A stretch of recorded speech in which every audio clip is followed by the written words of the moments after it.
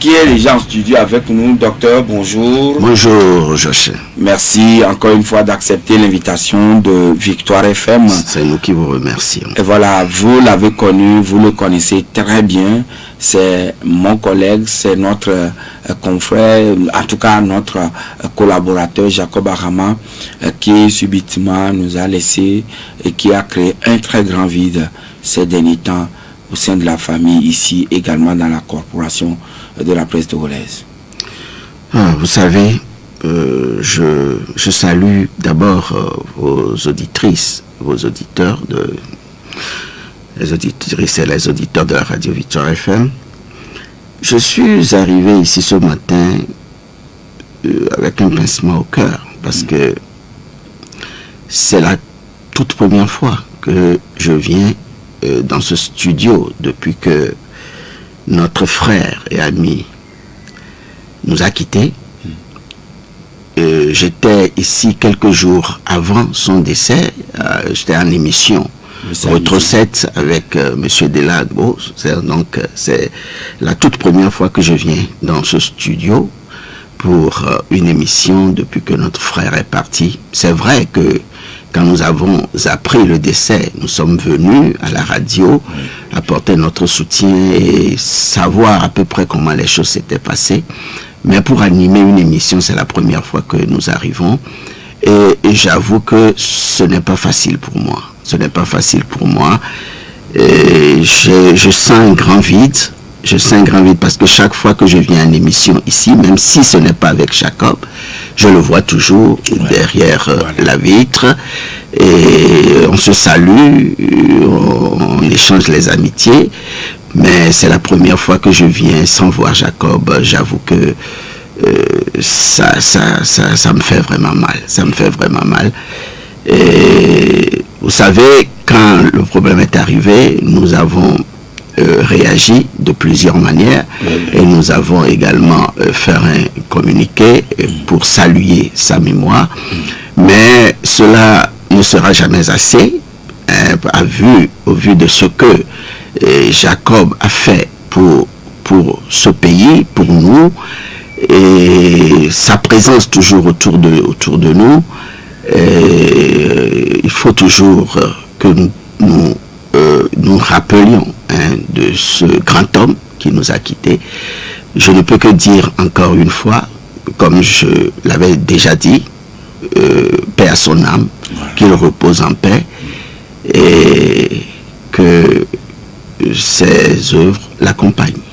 Merci, Président, pour ces mots à l'endroit de toute la corporation togolaise, également la famille et plus ainsi que à notre radio Victoire FM.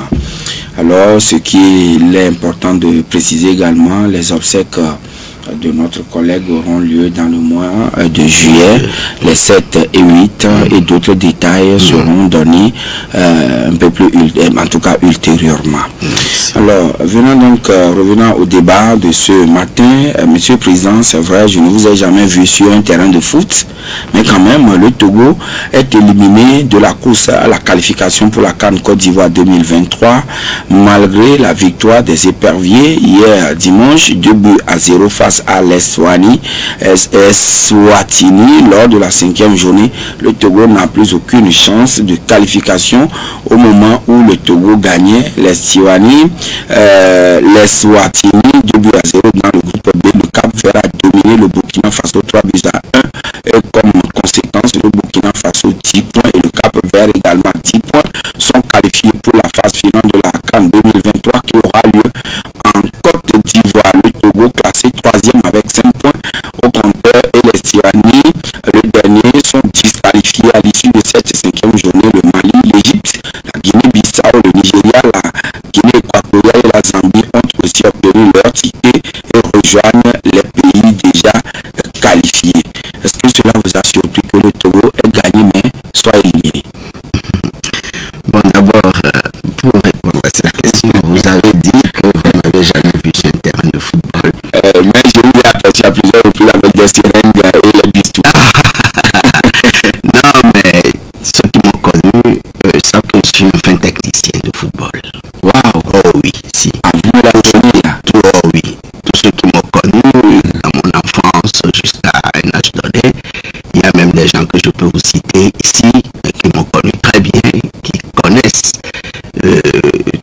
toute la qualité que j'ai en football. Tu sais, quand je jouais au football avant, je ne me vante pas. J'étais tout petit, c'est vrai que on ne nous laissait pas beaucoup jouer, les parents ne nous laissaient pas beaucoup jouer, mais quand je jouais au football, il y avait de grandes personnes qui venaient garer leur moto, qui venaient garer leur voiture. À l'époque, il y avait... Pour suivre le spectacle que vous offriez. Voilà. Et le jour où je dis je ne vais pas jouer, les gens se fâchaient et partaient. Voilà. Oui. On allait, si c'était peut-être à une époque donnée, et on allait apporter beaucoup à ce pays. À l'équipe nationale. Oui. Bon, au fait, ce n'est pas moi seul, hein. C'est un peu quelque chose que nous avons dans la famille. Oui, c'est une famille de footballeurs, c'est une famille de techniciens. Et vous savez, j'ai toujours été un fan inconditionnel du Brésil, parce que j'aime le beau jeu, j'aime la technique, et c'est ça. Et c'est ça. Mais voilà que votre pays, le Togo, au collège Saint-Joseph, quand on était au collège Saint-Joseph, on avait l'habitude d'animer les matchs au bas-fond, et tous ceux qui m'ont connu à l'époque peuvent en témoigner. Vous connaissez Louis Atico, par exemple, qui animait qui faisait les émissions de sport à la TVT par moment. Si vous voyez Louis Atico, demandez-lui un peu s'il connaît Dr Puissant sur un terrain de football. Il va vous en dire. Voilà, c'est une partie que vous avez cachée depuis longtemps. Même au plan politique, il y a des gens qui me connaissent. Même dans nos amis, parmi nos amis politiques, il y a des gens qui me connaissent. Ces talents que vous avez là. Ouais, parce qu'ils m'ont vu depuis mon enfance jouer au football et qui peuvent en témoigner. Ah, donc finalement, ce sont les études qui vous ont arraché. Oui, parce que les parents ne voulaient pas qu'on joue. Quand vous jouez, ils viennent, ils vous disent de ne pas de à l'époque, ce n'était pas lucratif comme aujourd'hui. Ce n'était pas lucratif, c'était sûr que c'était pas lucratif. C'est un peu ça. C'est un peu ça. Alors, mais voilà que notre pays, il vient en tout cas d'être disqualifié les armes à la main. Oui, non, en fait, c'était pas surprenant, hein, parce que quand vous voulez aller loin, il faut se lever tôt. Ah oui. Et vous voulez aller loin, il faut se lever tôt. Et vous n'allez pas tâtonner et puis au dernier moment espérer un miracle. Et c'est vrai que avant de jouer le match avec l'Eswatini, on n'était pas éliminé théoriquement, on n'était pas éliminé, mais bon, on savait que l'élimination était à la porte. Et le reste, bon, il fallait quand même continuer par jouer, surtout que nous étions dans un groupe qui n'était pas aussi simple que ça, avec des équipes comme le Burkina Faso, des équipes comme le Cap-Vert. Ce sont des équipes qui jouent ont fait les CAN dernières. Qui jouent très bien maintenant. Donc, moi, je n'en voyais pas un miracle. C'est vrai quand même qu'on a pu finir en beauté, en battant quand même les Swatini, qui n'est pas... C'est le petit pousset de l'équipe. Une foot de guerre, hein, qui n'est pas une foot de guerre. On l'a quand même battu. C'est vrai que ce serait encore très mauvais, hein, qu'on perde encore ce match. On l'a quand même gagné. On est éliminé. Il faut qu'on en tire les conséquences. Nous avons dit depuis que ça n'allait pas. Il n'y avait pas de l'entrain vraiment dans le jeu. Est-ce que nos responsables de football donnent réellement ce qu'il faut, parce qu'il ne faut pas toujours accuser les joueurs. Il ne faut pas toujours aussi jeter la pierre à l'entraîneur. Il faut voir si au niveau du football même, de l'organisation dans le pays, est-ce qu'on fait ce qu'on doit faire? Est-ce qu'on met les gens qu'il faut à la place qu'il faut? Donc je pense que tout ça là, ça mérite réflexion. Et l'élimination... Donc il doit avoir toute une construction, toute une organisation autour de l'équipe. Tous les pays aujourd'hui ont des écoles de football. Mais au Togo, quelle école sérieuse de football vous avez? Mais tous les grands joueurs que nous voyons, les Sadio Mané, et tout ça là, ce sont des gens qui sont sortis des académies de football, qui ont été pris depuis, les Didier Drogba, tout ça là, ce sont des gens qui ont été pris depuis et qui ont joué, hein, donc depuis la base jusqu'à arriver là-bas. Non, il n'y a pas de génération spontanée, il n'y a pas de miracle. Hein, il faut travailler. Ce n'est que le travail, ce n'est qu'au bout du travail qu'on a des résultats. Si vous ne travaillez pas, vous ne pouvez pas avoir des résultats. Ce n'est pas parce que vous avez pris un grand entraîneur, ce n'est pas parce que vous avez pris des gens très expérimentés comme des encadreurs, tout ça. Mais quand vous n'avez pas à la base une pépinière bien formée pour cela, c'est sûr que vous n'allez pas avoir de résultats. Ce qui est sûr, il faut que l'on sache que tant qu'on ne va pas se mettre à l'idée qu'il faut bien organiser le football dans ce pays, revoir les choses à la base et penser donc à l'avenir. Ce n'est pas qu'il faut aller chercher des joueurs par-ci, courir d'un pays à un autre pour aller chercher des Togolais qui jouent par là, des Togolais qui jouent par-ci et venir les rassembler pour constituer une équipe. Une équipe ne se constitue pas comme ça. Ce sont des gens qui doivent être habitués à jouer depuis ensemble dans une école de football, qui doivent se connaître, qui doivent évoluer ensemble. Donc on ne peut pas constituer une équipe de football comme ça.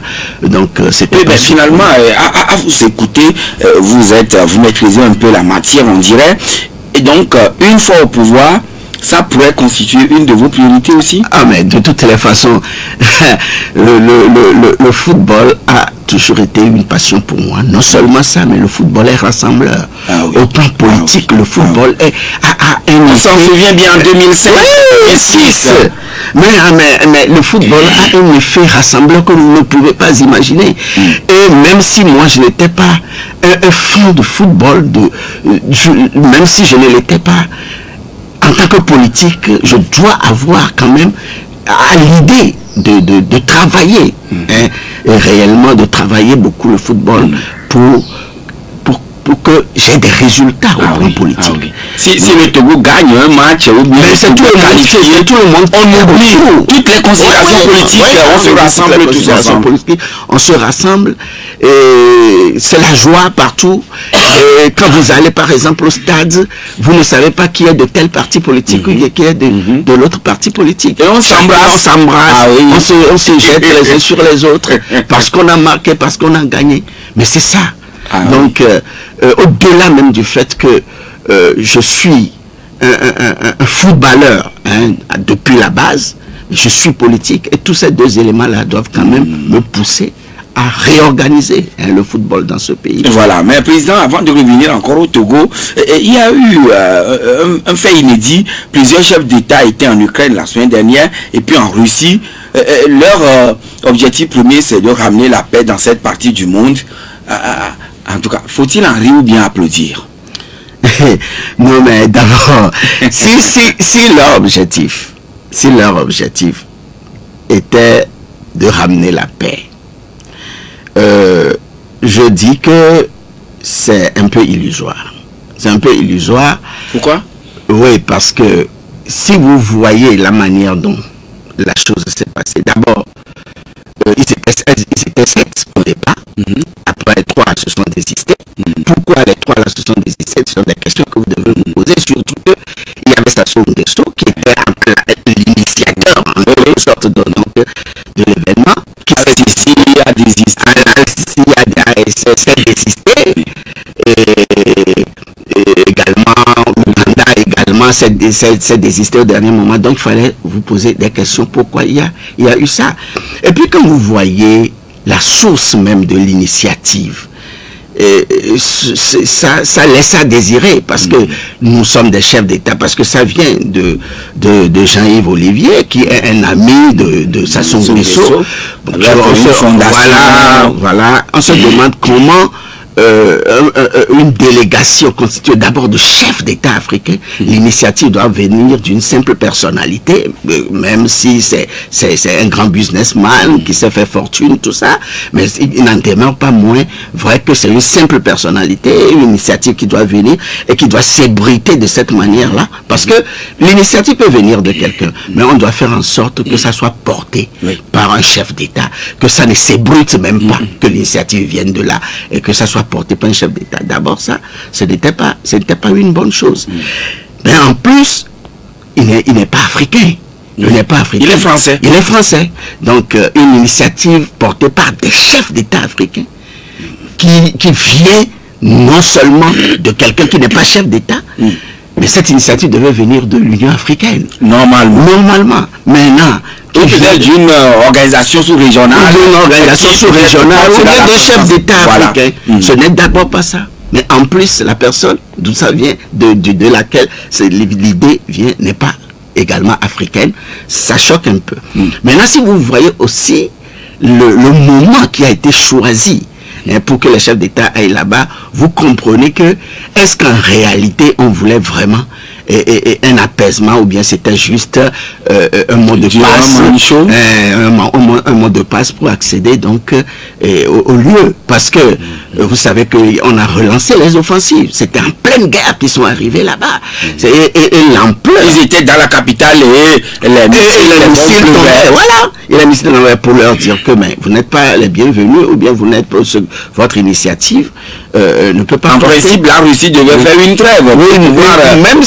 Elle devait faire une trêve pour pouvoir recevoir les chefs d'État. Ils sont arrivés, en même temps il y a des missiles qui tombaient sur Kiev. Donc tout ça là montre que... Oui, mais l'autre question qu'on se pose, ces gens, disons ces chefs d'État, ils ont en main des bougies pour aller saluer la mémoire de ceux-là qui sont tombés en Ukraine, mais au même moment, le Soudan, qui est un pays africain totalement, est à feu et à sang. Le Sénégal, plusieurs morts il y a quelques jours. La RD Congo, toujours des tueries en boucle. Et bien d'autres parties du continent noir, mais personne n'a daigné broncher.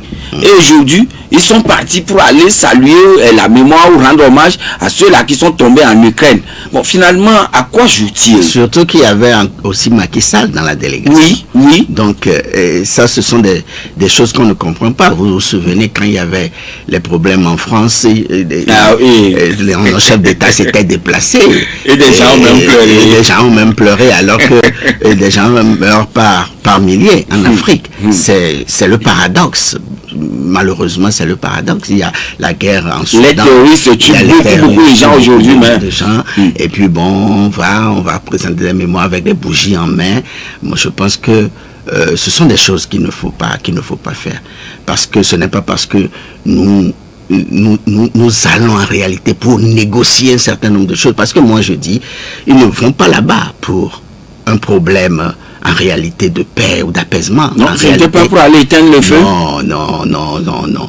Je pense que ça, c'est juste un mot de passe.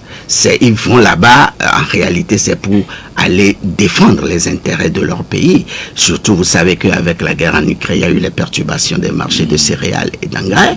Il y a la hausse des prix des matières premières, et puis il y a l'inflation, l'inflation qui en découle. Donc, ils sont surtout partis pour voir, à mon avis, ils sont surtout partis pour voir s'ils peuvent trouver des mécanismes compensatoires, pour trouver des mécanismes pour remédier un tant soit peu aux effets de ces perturbations-là sur leur pays. Et voilà que la Russie est favorable pour le dialogue, mais l'autre a rejeté catégoriquement, Zelensky a rejeté catégoriquement la proposition africaine. Oui, mais parce que d'abord, vous savez qu'il y a beaucoup d'initiatives qui se sont cassées les dents avant, et ils ont rejeté les deux, c'est-à-dire Moscou comme Kiev, ils ont rejeté toute possibilité de discussion tant que les combats ne vont pas cesser. Et vous savez que avec la contre-offensive de l'Ukraine bien préparée et qui promet de faire vraiment regresser la Russie, même si ça rencontre des difficultés. Même si ça rencontre des difficultés, ça c'est sûr que ça va rencontrer des difficultés, mais il y a quand même des choses qui sont faites. Dans ces conditions, il sera difficile pour Zelensky donc d'accéder à cette demande-là. On attend de voir ce que demain nous réserve. Alors, Président, vous êtes le président national du parti Santé du Peuple. Vous étiez en congrès statutaire il y a quelques jours et vous aviez laissé entendre. Il faut aujourd'hui une pas co-gestion, mais un partage de pouvoir entre le parti au pouvoir, la majorité présidentielle et l'opposition. La dernière fois, vous étiez revenu encore sur cet appel en conférence de presse. Monsieur le Président, quel est le message que vous voulez transmettre au juste à travers soit la cohabitation ou le partage des pouvoirs? D'abord, je tiens à préciser, toujours, chaque fois que j'ai l'occasion, je le dis, nous avons parlé de cohabitation concertée. Et nous avons mis ça entre guillemets. Je tiens toujours à préciser que nous ne sommes pas en cohabitation. Et c'est vrai que en termes purement français, cohabitation veut dire coexistence de deux choses. Mais la cohabitation a son explication en politique qui est bien claire. Une cohabitation, on parle de cohabitation en politique quand il y a un chef d'État qui a perdu la majorité à l'Assemblée nationale. Et maintenant, il y a donc une autre majorité, c'est-à-dire il y a le chef de l'État et puis une autre majorité au Parlement. Ce n'est pas le cas dans notre pays. C'est pour cela que nous avons mis concerté, nous avons mis entre guillemets. En réalité, une cohabitation n'est jamais concertée. Une cohabitation est prévue par la loi fondamentale et imposée par la tournure des élections législatives. Bon. Vous savez, cette idée, je tiens à dire que ce n'est pas maintenant que nous l'avons eue. C'est une idée que nous avons eue depuis les lendemains de la présidentielle de 2020. On avait voulu émettre cette idée depuis les lendemains de la présidentielle de 2020. Mais si nous y avons un sursis, c'est parce que nous avons pensé qu'il y avait quelques difficultés à parler de cela en ce moment. Parce que la première chose, c'est que nous étions nous-mêmes partie prenante à l'élection présidentielle de 2020 et on était à la veille de la formation d'un gouvernement. Donc les gens allaient penser tout de suite que peut-être on voulait entrer au gouvernement. C'est pour cela qu'on a fait cette proposition. Et la population, l'opinion ne sera pas réceptive donc, à cette proposition-là. C'est pourquoi nous y avons sursis et nous avons dit que nous allons reporter ça à une échéance à venir, futur. Et c'est pour cela que nous avons pris ça la dernière fois au cours de notre congrès statutaire. Voilà. Donc je tiens à faire cette précision pour que les gens comprennent que ce n'est pas sur un coup de tête que nous avons fait cette proposition, c'est une proposition qui a été bien mûrie. Voilà. Et quelle en est la motivation? La motivation, elle est très simple. Nous, dans un pays où les choses se passaient normalement, on ne pouvait pas faire une telle proposition. Dans un pays où il y a réellement l'alternance, on n'a pas besoin de cette proposition.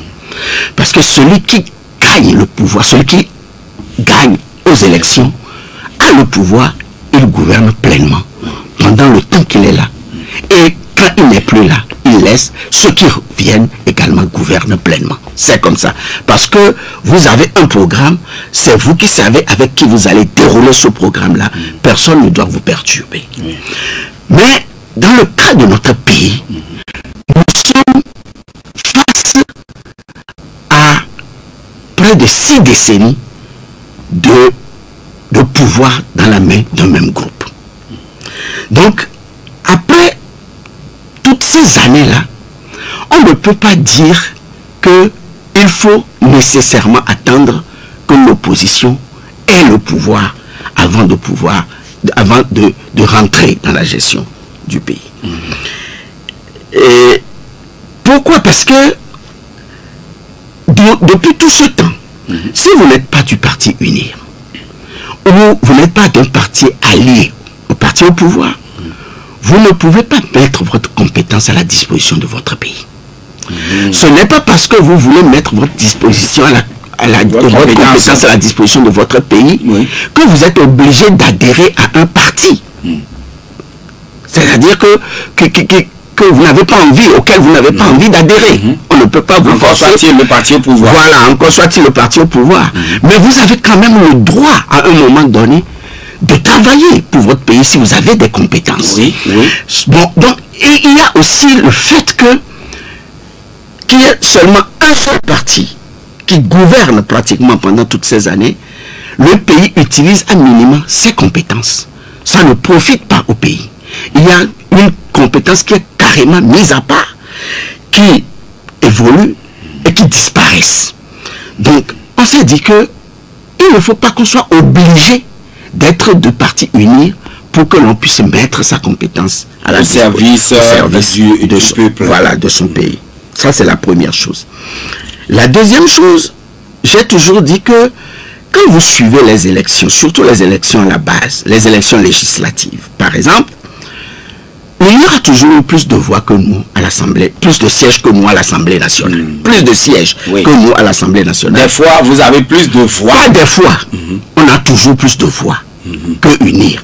C'est-à-dire, en termes de voix, même avec les résultats officiels qui sont donnés, on a plus de voix que unir.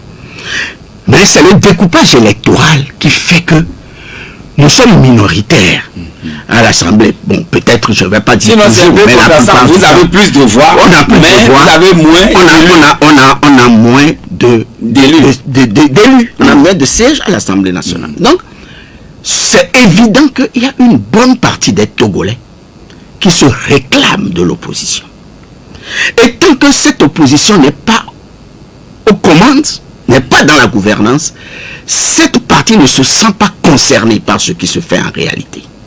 Donc il n'y a pas cet accompagnement de cette partie de la population, il n'y a pas cet accompagnement spirituel et matériel de l'action qui se fait. Donc cela ne draine pas toutes les énergies. Cela ne draine pas toutes les énergies, que ce soit sur le plan spirituel. Parce que vous savez, c'est important.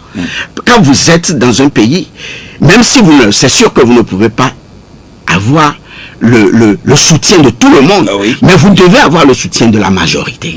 Mais quand tout ce beau monde-là est mis à l'écart, dans cet accompagnement spirituel-là, ça fait que les choses ne peuvent pas marcher comme cela devrait marcher. Et alors, face à ce constat, qu'est-ce que vous insinuez par le partage du pouvoir?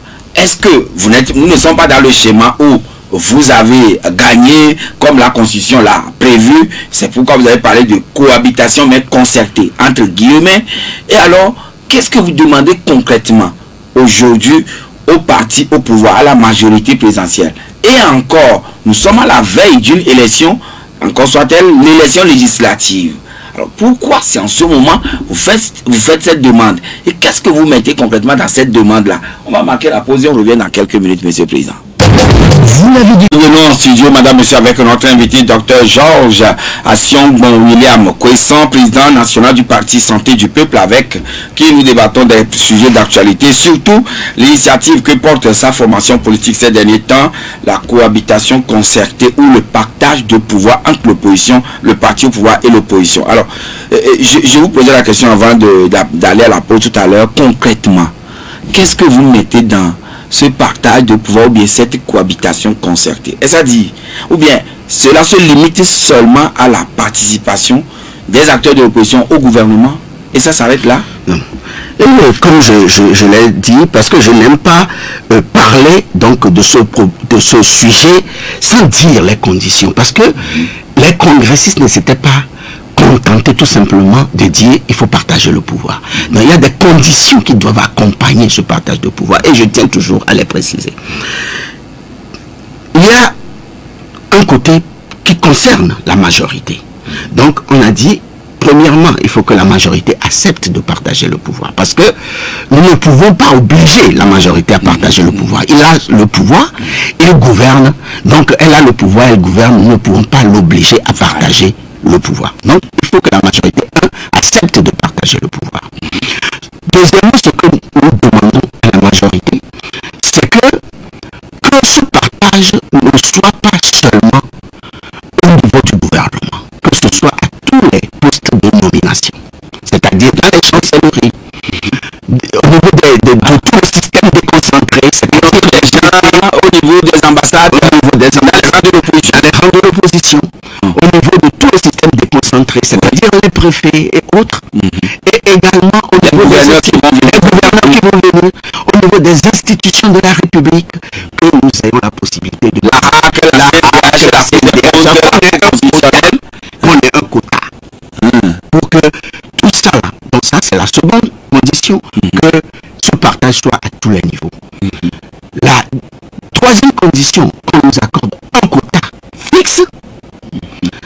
Et quatrième chose, que ce quota respecte quand même l'institution que nous représentons, qui est l'opposition. Parce que nous contribuons, nous sommes en contrepoids du pouvoir, nous contribuons à la régulation du système démocratique dans notre pays. Et maintenant, cinquièmement, il faut que cela dure dans le temps.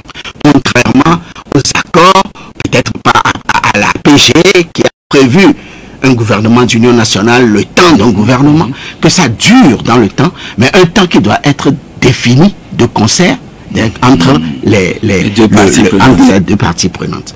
Ça, ce sont les conditions. Oui, mais ce genre de schéma, c'est quand le pays ou les pays sont en crise que ce genre de schéma interviennent, Monsieur le Président. Mais le Togo n'est pas en crise. Non, vous savez, quand vous avez un pays qui est dirigé pendant près de 60 ans, avec un même groupe, vous ne pouvez pas dire que ce pays n'est pas en crise. Il y a des crises qui peuvent à un moment donné, et ne pas être apparentes. Vous comprenez? Aujourd'hui, par exemple, non, il n'y a aucun problème. Mais vous savez que de temps en temps, il y a quand même des effervescences dans ce pays au plan politique. Ce n'est pas parce qu'il y a une accalmie, il y a des frustrations, des frustrations qui sont là depuis des années, depuis des décennies. Je pense quand même que il faut désamorcer tout ça et mettre chacun dans le jeu. Il faut que les gens réfléchissent, prennent le temps de réfléchir. Donc, oui, mais est-ce que cela pourra avoir une incidence sur la vie sociale dans le pays, la vie économique, la vie politique, si votre appel est accepté? Mais c'est évident. Je viens de vous dire que il y a d'abord une partie qui se réclame de l'opposition. Aujourd'hui, vous avez vu la pauvreté ambiante, vous avez vu tout ce qui se passe au plan de la vie chère. Difficilement, les gens arrivent à s'offrir 2 repas journaliers.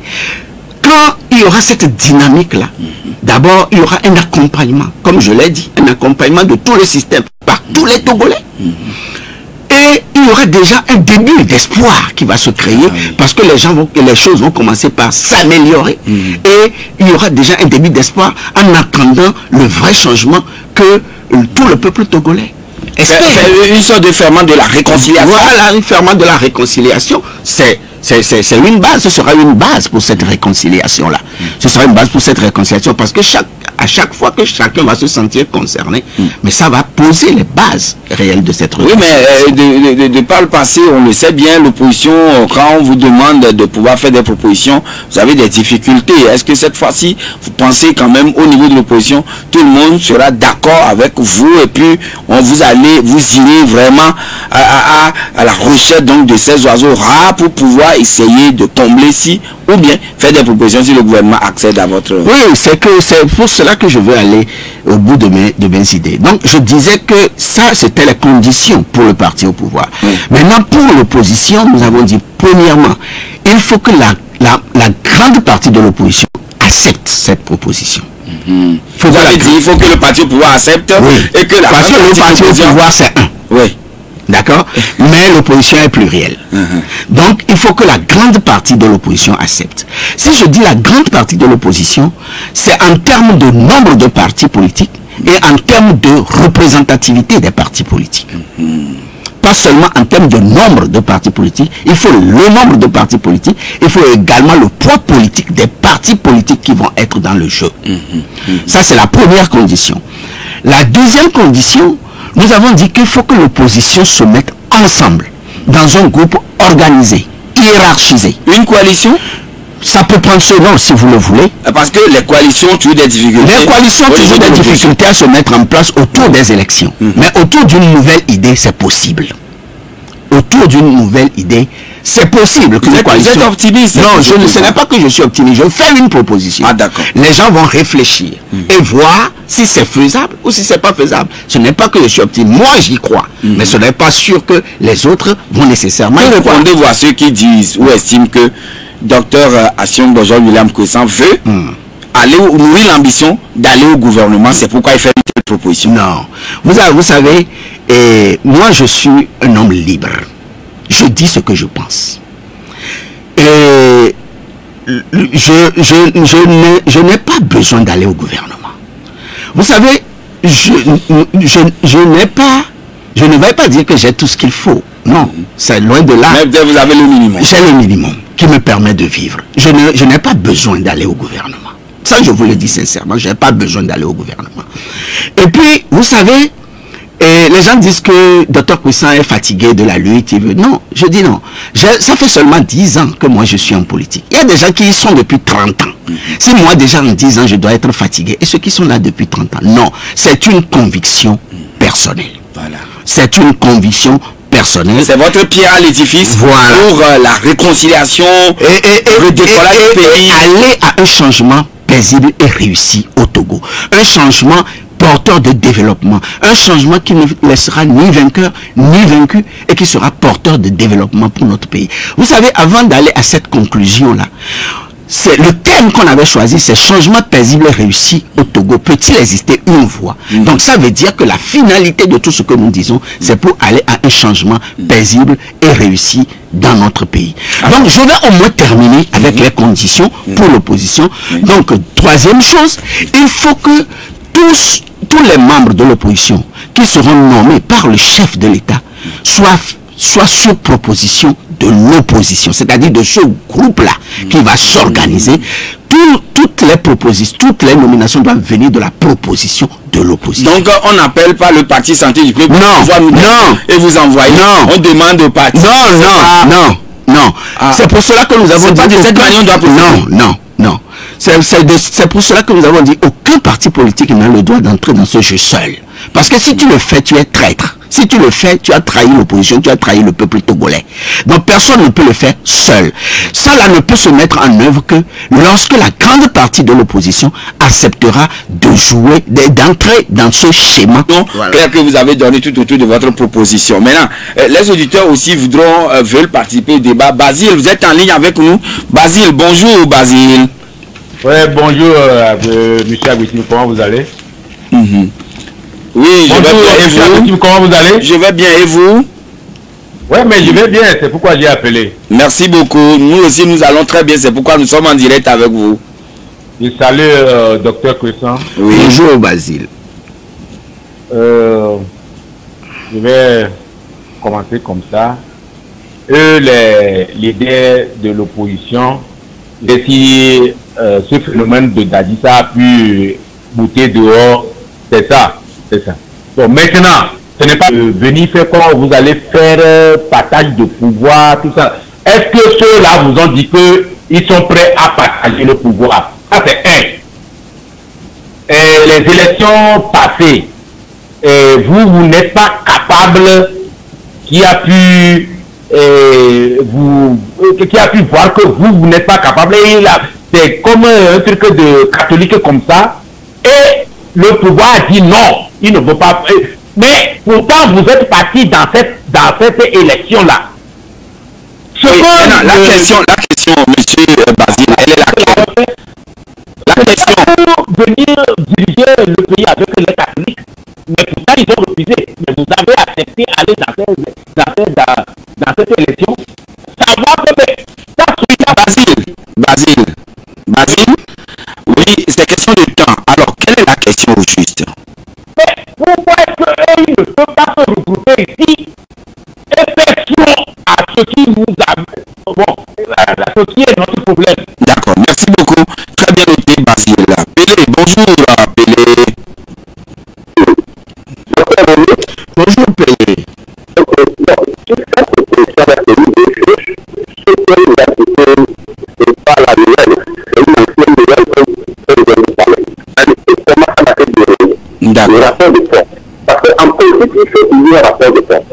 La CENI vient de finir le recensement, mais il y a beaucoup qui sont dans la zone numéro 1, l'ont reconnu, et que cette défaillance a des conséquences.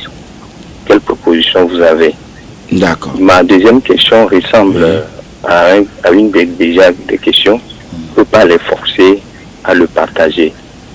Comment vous allez faire pour le faire comprendre qu'il faut partager. La preuve, des simples réunions que vous, les partis politiques, vous voulez faire, on ne vous autorise même pas.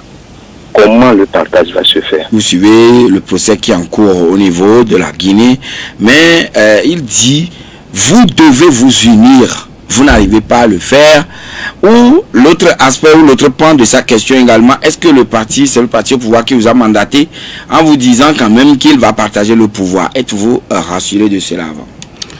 Il a dit, nous n'arrivons pas à nous réunir, l'opposition n'arrive pas à se réunir pour faire un certain nombre de choses. C'est vrai que jusque-là, nous réunir, ça a été difficile. Mais au moins autour de cette piste, on peut se réunir. Parce que ce n'est pas parce qu'on n'a pas pu se réunir autour de A qu'on ne peut pas se réunir autour de B.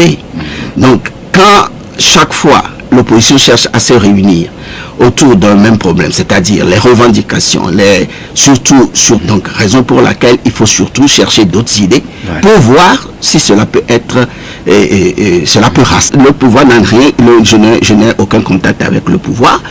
Et c'est un appel, oui, c'est une proposition que je fais. D'accord. Et il appartient à chacun, c'est-à-dire qu'on soit du côté du pouvoir, qu'on soit du côté de l'opposition, je dis toujours, il faut prendre le temps d'analyser. Le rapport de force n'est pas nécessairement dans la rue. Vous savez, même l'histoire seule peut constituer un rapport de force. L'historique même de ce que vous faites peut à un moment donné constituer un rapport de force. J'estime que ceux qui sont au pouvoir, mais nous avons, c'est-à-dire que nous sommes là depuis des années, pour qu'il puisse avoir une réelle réconciliation dans ce pays, il faut que nous arrivions à partager. Je dis que l'historique même de la lutte politique peut constituer un rapport de force. Le rapport de force peut ne pas toujours être dans la rue. Voilà. Maintenant, pour M. Komi, la CENI vient de finir le recensement électoral. Il y a beaucoup de personnes aujourd'hui abandonnées sur le carreau. Qu'est-ce que vous en dites? Oui, mais ça c'est évident. Nous avons fait sortir un communiqué. D'abord, nous avons fait sortir un communiqué juste à la fin de la zone, à la fin du recensement dans la zone 1. Nous avons demandé qu'on reprenne le recensement dans la zone 1. Et après la fin dans la zone 3, nous avons encore demandé, nous avons fait encore sortir un communiqué, ça doit être sur les réseaux sociaux. Nous avons encore demandé, Santé Peuple a fait un communiqué pour demander qu'on fasse tout au moins pour que le recensement soit repris dans la zone foraine. Les audiences foraines n'ont pas été faites parce que ce sont les audiences foraines qui allaient nous montrer réellement que ce que nous avons fait à la CENAP a quand même eu des conséquences. On nous a promis qu'on va faire les audiences foraines pour donner de cartes d'identité à ceux qui n'en ont pas. Si on l'avait fait, ça allait éviter l'enrôlement des mineurs qu'on décrit partout, l'enrôlement des étrangers qui est le problème aujourd'hui. Donc à la CENAP, il faut qu'on refasse le recensement pour ne pas nous donner l'impression que nous avons perdu du temps à la CENAP. Donc, alors, et par rapport à la deuxième question, il dit ceux qui dirigent les simples réunions. Nous savons quand même qu'aujourd'hui, on ne veut pas laisser le pouvoir. Nous savons qu'on ne veut pas laisser le pouvoir. On ne veut même pas le partager. Avec cette proposition, si au moins l'opposition accepte, si l'opposition accepte, on va se retrouver ensemble, on va parfaire le document. La troisième étape sera de constituer un document en bonne et due forme qu'on allait remettre main à main au chef de l'État en demandant une audience et en le rencontrant. Et vous avez déjà commencé des concertations à ce propos? Non, nous sommes en train, je vous ai dit qu'il y a certains qui nous ont déjà fait part de leur disponibilité. Il y a aussi qui nous appellent par-ci. Donc, mais nous allons faire ça pour aller vers les autres, pour leur soumettre ça.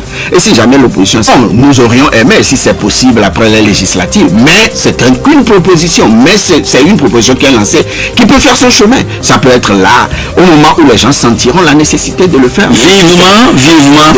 Après, si c'est trop vivement que cette proposition ne fasse pas flop comme vous aviez fait il y a une année là. Donc bon, William Crescent, merci d'être passé chez nous ce matin.